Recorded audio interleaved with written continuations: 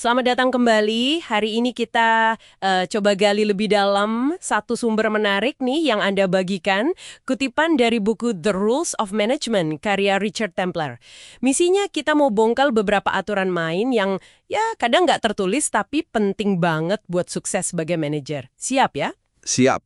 Buku ini memang bagus karena mengingatkan kita, manajemen itu ada seninya, ada ilmunya juga. Bukan cuma teori gitu, tapi lebih ke tindakan nyata kita sehari-hari. Mari kita coba tarik beberapa saripati penting dari aturan-aturan ini untuk Anda. Oke, siap.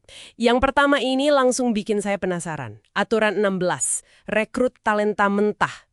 Pesannya kan jangan terlalu fokus sama pengalaman kerja yang udah seabrek gitu ya, tapi cari potensi aslinya. Betul sekali. Jadi fokusnya digeser, kita cari orang yang punya kemampuan dasar, kecerdasan, energi alami gitu. Pengalaman itu bisa diasah lah nanti. Tapi talenta bawaan, nah itu unik. Oh iya, bener juga. Kayak contoh klasik soal Harry Potter itu kan, penerbit yang nolak pada rugi, yang berani ambil resiko malah jadi pemenang. Nah, itu dia. Justru mengenali dan berani merekrut orang-orang kayak gini ya, meskipun ada kemungkinan mereka nanti lebih hebat dari kita, itu malah nunjukin kehebatan kita sebagai manajer. Ini soal membangun tim unggul. Investasi jangka panjang, gitu. Menarik. Berarti bukan cuma soal nyari bintang jadi ya? Bukan. Lebih ke menciptakan bintang itu sendiri di dalam tim kita. Oke. Nah, dari merekrut, kita geser ke aturan yang, wah ini butuh mental baja kayaknya. Aturan 17, ambil tanggung jawab kesalahan. Kalimatnya kan jelas banget. Tim gagal, salah Anda. Tim sukses, pujian buat mereka. Gampang diomongin, tapi prakteknya pasti berat ya. Iya, memang berat. Tapi ini strategis banget sebenarnya. Ini bukan cuma soal nutupin kesalahan anak buah. Ini soal membangun loyalitas sama kepercayaan. Itu mahal harganya. Ketika Anda berani maju dan bilang, ini tanggung jawab saya, tim itu akan lihat. Atasan juga. Mereka nggak lihat itu sebagai kegagalan murni, tapi sebagai, ya, tanda kedewasaan, potensi kepemimpinan Anda. Oh, jadi ada nilai jangka panjangnya ya? Bukan sekedar jadi tameng. Justru itu. Ini investasi buat reputasi dan integritas Anda. Sangat penting. Oke, noted. Nah, abis ngomongin tanggung jawab yang berat, aturan berikutnya ini kok kayak kebalikannya. Aturan 75. Pulanglah. Hah? Pulang?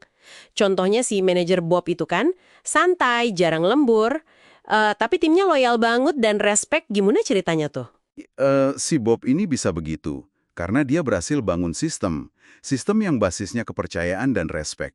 Dia delegasi dengan baik, dia percaya sama timnya. Hasilnya, timnya termotivasi kerja bagus tanpa harus, ya, diawasi terus-terusan. Jadi bukan berarti dia males ya, tapi lebih ke efisiensi. Tepat. Efisiensi dan membangun tim yang mandiri. Pulang tepat waktu itu jadi kayak simbol kalau dia percaya sama timnya. Sekaligus, ini penting, dia jaga keseimbangan dirinya. Ini nyambung juga kan ke aturan 58 soal kenali stres dan 59 soal kelola kesehatan. Kinerja bagus itu butuh energi jangka panjang, nggak bisa dipaksain terus-terusan. Kualitas kerja nggak selalu sama dengan jam kerja. Bener juga sih. Tapi ini pasti menantang banget ya, apalagi kalau lingkungan kerjanya belum mendukung. Ya, tentu. Butuh keberanian buat nunjukin kalau hasil itu lebih penting daripada sekedar kelihatan sibuk. Tapi dampaknya ke loyalitas dan produktivitas tim itu biasanya sepadan kok.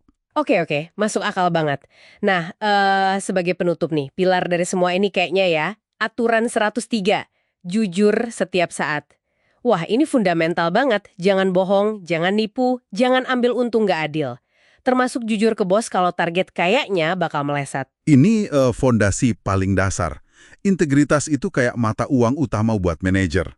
Kepercayaan itu dibangun di atas kejujuran. Titik.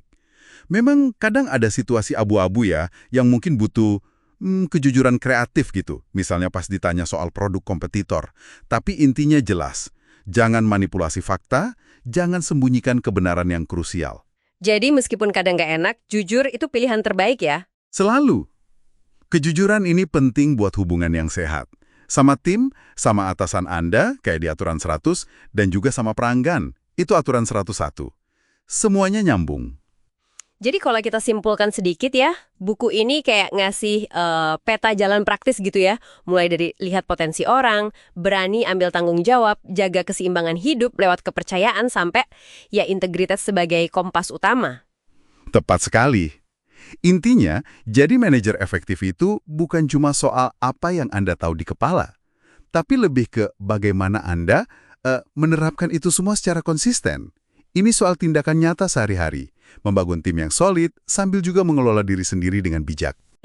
Ambil tanggung jawab, berani pulang, dan selalu jujur. Kira-kira mana satu aturan yang paling menantang buat Anda terapkan secara konsisten mulai besok? Coba dipikirkan ya. Sampai jumpa di pembalasan kita berikutnya.